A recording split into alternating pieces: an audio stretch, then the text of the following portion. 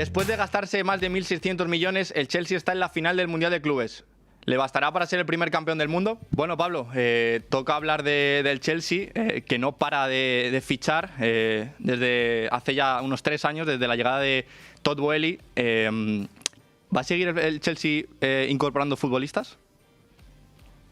Parece que sí, y va a seguir porque tiene los millones para hacerlo, porque está también empezando esa operación salida y porque es un equipo que ha dado un paso adelante esta temporada después de la llegada de Enzo Maresca.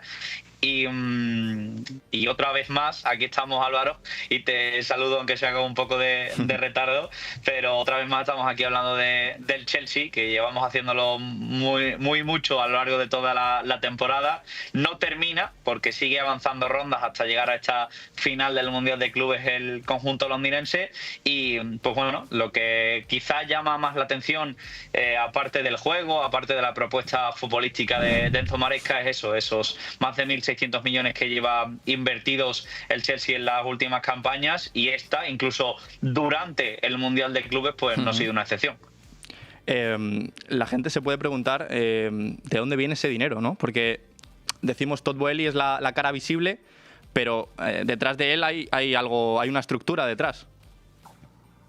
Sí, está Clearly Capital y Blue Co. Son los grupos que además tienen no solo el Chelsea, sino que también están creando, pues como está haciendo desde hace bastantes años el Manchester City con ese City Football Group, está creando como un conjunto de clubes hermanos entre los que hay transacciones y se van beneficiando con el movimiento de jugadores, como es el caso de Andrei Santos, por ejemplo, que ha estado cedido en el Estrasburgo esta temporada, ha hecho un auténtico temporadón con el conjunto francés y ahora se ha puesto a las órdenes de Enzo Maresca en el mismo Mundial de Clubes. Pues eso también está beneficiando a ambos equipos, sobre todo al Chelsea, que es pues el más importante de los que forman esa estructura.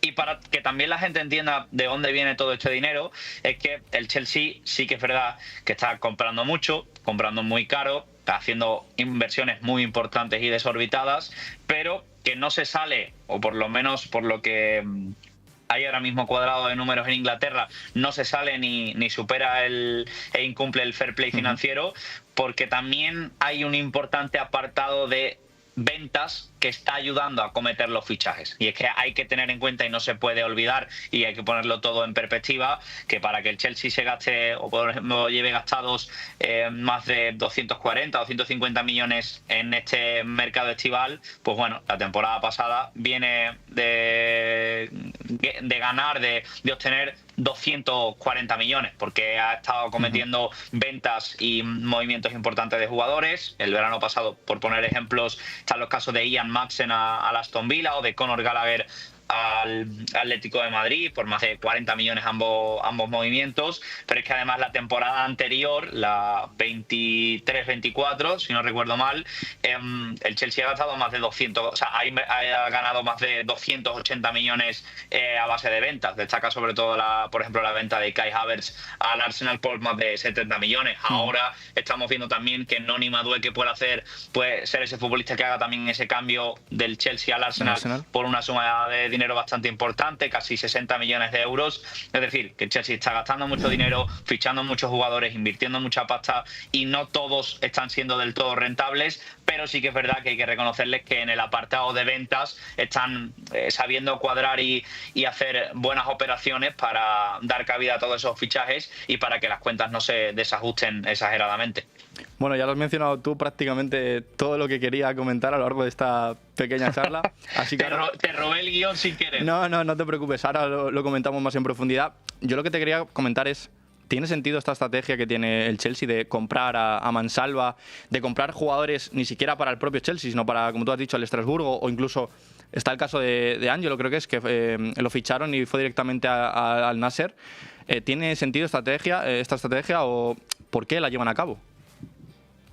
A mí todavía no me termina de convencer, y eso que los resultados deportivos están llegando, porque el Chelsea en esta primera temporada de Maresca, después de unos años bastante complicados en el banquillo, por el que han pasado Thomas Tuchel, Graham Potter, Frank Lampard de manera interina, Mauricio Pochettino, ninguno ha terminado de dar ese salto al proyecto hasta que ha llegado Enzo Maresca, que también ha tenido sus detractores y que no ha terminado de convencer a toda la afición del Chelsea, pero que sobre todo ha puesto mucho orden en el equipo y en el club, sobre todo en el aspecto deportivo. Y bueno, le está dando resultados deportivos porque se ha clasificado otra vez para la Champions, ganado la Conference League siendo el favorito indiscutible de la competición, ahora ha llegado a la final del Mundial de Clubes, pues quizá beneficiado un poco por el lado fácil, entre comillas, del cuadro que le había tocado, pero bueno, hay que plantarse en la final y superar rondas, y el Chelsea lo ha hecho, y entonces en lo deportivo no se le pueden poner muchos peros a la era Maresca, porque las eras anteriores sí que habían sido bastante deficientes, aún con inversiones millonarias, porque aún con Graham Potter o Mauricio Pochettino en el banquillo, los fichajes del Chelsea ya eran estos que estábamos comentando, muy altos y muy numerosos, pero no ha sido hasta esta temporada cuando ha cogido todo un poquito de forma.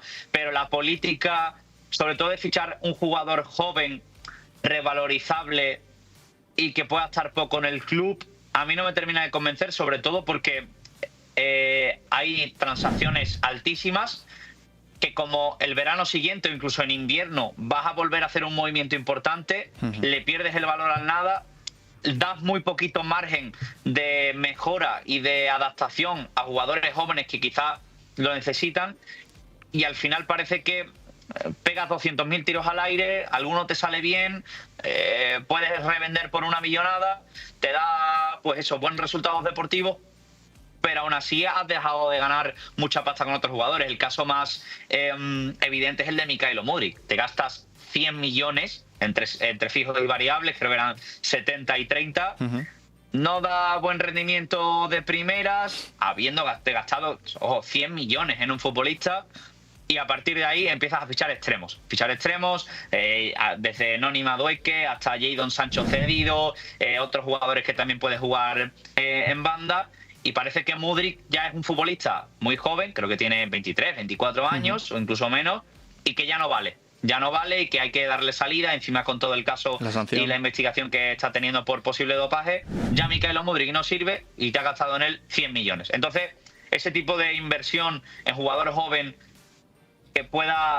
al que se pueda vender por una suma de dinero importante porque ha hecho buen rendimiento, en el fútbol como tal no me termina de cuadrar, porque estamos viendo que al Chelsea no le está dando todos esos jugadores en el tema económico el rédito y el resultado que yo creo que ellos pensaban que tendría.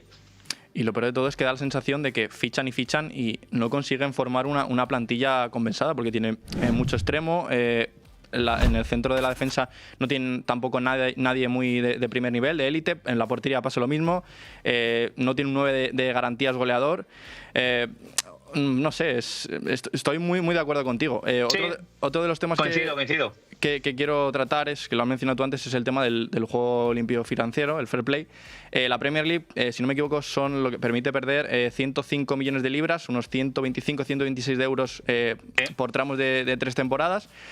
El tema de fichar tanto, ahí hay riesgo de incumplirlo, y el Chelsea se ha inventado muchas maneras. Una de ellas, que no sé si la comentarás tú, pero luego te la daré yo el apunte, para cumplirlo. Está el tema de los contratos, está el tema de contratos largos, el tema de las operaciones cruzadas, ¿no? Como vimos el año pasado con el tema de Joao Félix y Conor Gallagher.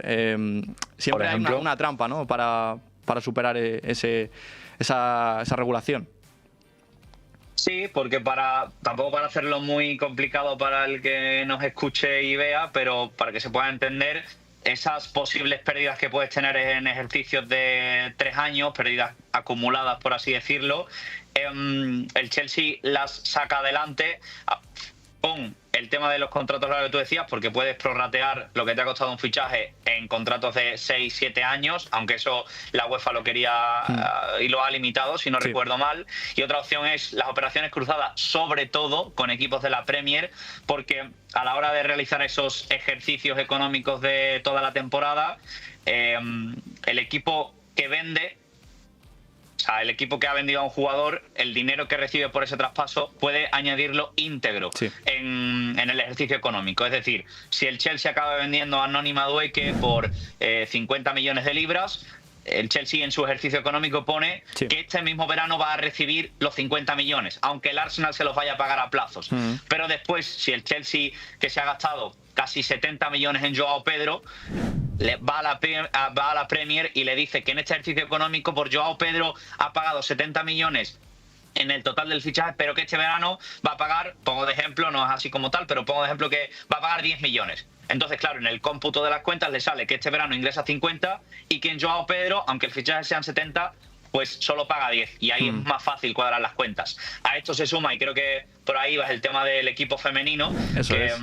hizo un poquito malabares. La UEFA les pilló y les ha multado por ello, pero la Premier no le ha quedado más remedio que dar el visto bueno, porque están esas trampas legales que están utilizando los equipos, no solo el Chelsea, porque el Aston Villa hizo lo mismo, de vender los derechos del equipo femenino como tal para que fuera algo independiente, no que dependiera única del propio Chelsea FC como tal, y así poder sacarle beneficio a la hora de cuadrar las cuentas.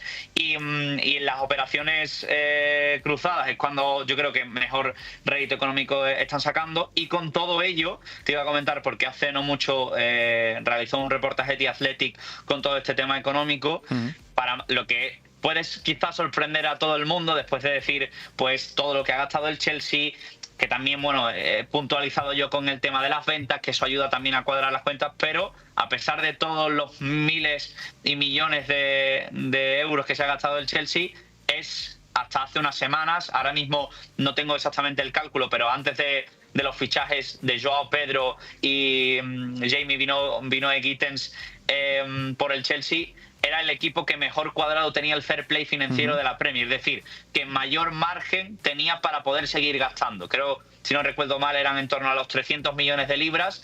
Era el primero que tenía mayor margen para no llegar a incumplir esos menos 105 millones que te permite estar como la Premier en negativo en ejercicios de 3 años. Pues el Chelsea, a pesar de todos sus gastos y a pesar de que ha seguido invirtiendo dinero en fichajes, tenía a un margen bastante importante, como te digo, el más importante de toda la primera división inglesa, para seguir invirtiendo en incorporaciones. Así que te dice que aunque a ojos de todos se estén volviendo locos en el mercado de fichajes, las cuentas de momento les cuadran bastante bien a la directiva del Chelsea. Vamos, que vamos a seguir viendo mucho fichaje del Chelsea. Te lanzo la última, Pablo. Tenemos este domingo un PSG-Chelsea, digamos, dos representantes de dos de las grandes amenazas que tiene el fútbol actual. Es el tema de los clubes Estado y los clubes en multipropiedad. Es una doble pregunta, digamos. ¿Crees que el grupo del Chelsea va a seguir aumentando este grupo de multipropiedad? ¿Y cuál consideras que es más peligroso para este fútbol? ¿El club Estado o los clubes en multipropiedad? Creo que es un poco de Guatemala, Guatepeor, ¿no? ¿Con qué te quedas? ¿Con qué brazo me corto? ¿El izquierdo o el derecho? La verdad que ninguno de los dos me termina de convencer, sobre todo porque en la Premier estamos viendo un caso muy cercano como es el del Crystal Palace, que está muy cerquita de perder su plaza en Europa League, que se la han ganado justamente proclamándose campeonas de la FA Cup, y que tiene pinta de que van a tener que jugar en Conference porque su anterior dueño, ya ex copropietario, John Textor, tenía el Palace, el Botafogo y el Olympique de Lyon, y con el Olympique de Lyon, aparte de todos los aleos que han tenido, pero al final salvados de descender, pues participando también en Europa League, no pueden coincidir por culpa del tema de la multipropiedad, y el gran perjudicado pues va a ser el Crystal Palace. Con suerte igual pueden jugar Conference, porque se hablaba de que podían quedarse incluso fuera de competiciones europeas. Pues a mí no me termina de agradar, porque si Estrasburgo sigue subiendo su nivel y por algún casual llegan a coincidir en una competición europea un club y otro, pues podría haber un damnificado como le ha ocurrido al Crystal Palace, y que por temas económicos y burocráticos e institucionales se eche por tierra un trabajo deportivo de una temporada, de muchas temporadas, y al final los primeros afectados sean tanto los jugadores, que son quienes se lo han ganado sobre el campo, como los propios aficionados, que se llevan un palo importante de no poder a lo mejor ver a su equipo jugando al más alto nivel en Europa. Así que yo creo que es algo que va a seguir creciendo, porque a la mayoría de los clubes les sale medianamente bien, y si son medianamente inteligentes pueden cuadrarlo, porque le pasó al Manchester City con el Girona, que cuando vio que el Girona podía meterse en Champions, cuadró hizo los ajustes necesarios en las propiedades de su grupo para poder coincidir en la máxima competición continental sin que hubiera problemas de incumplimiento de la normativa de la UEFA. Los clubes yo creo que van a seguir apostando por esto. A mí, sinceramente, Álvaro, no es algo que me termine de convencer, porque vemos al final esos trasvases de jugadores de un equipo a otro.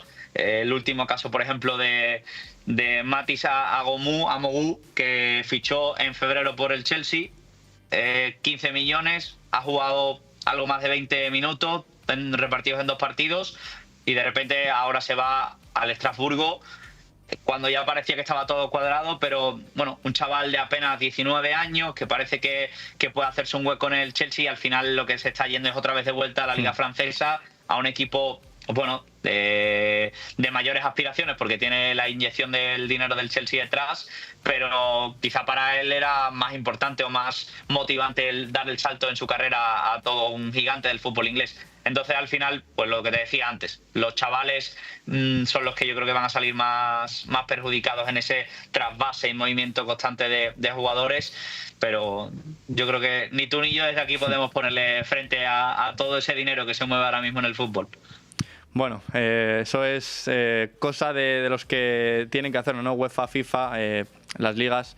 Veremos qué pasa. Lo que parece ser es que el Chelsea va a seguir gastando, y veremos si le sirve para volver a lograr ser campeón, ya sea del mundo, de la Premier o de la Champions, como ya fue en su momento. Muchas gracias, Pablo. Un placer, como siempre, Álvaro, y estamos en contacto para la siguiente millonada que desembolsen los Blues en este mercado o en los próximos.